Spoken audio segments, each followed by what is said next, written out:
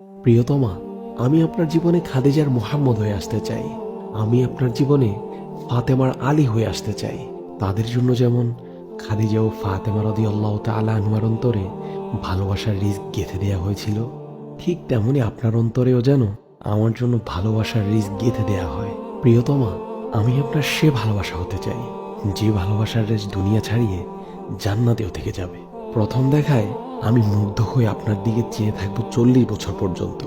প্রিয়তমা, দুনিয়া ও আখেরাত উভয় জায়গাতেই আমি আমার জীবন সঙ্গী হিসেবে আপনাকেই চাই। প্রিয়তমা, আপনি আমার সে চক্ষু শীতলতার কারণ হন যাকে পাওয়ার পর আমাদের দু চোখ দ্বিতীয় কাউকে খুঁজবে না। প্রিয়তমা, আপনি আমার সে কুররাতু আয়ুন হন যাকে পাওয়ার পর আমার এই অশান্ত অন্তর প্রশান্ত হবে। রবের পর কেবল আপনিই হবেন আমার হৃদয়ের প্রশান্তি। প্রিয়তমা, আমি আপনার হতে চাই আর কেবলমাত্র আপনার হয়ে থাকতে চাই।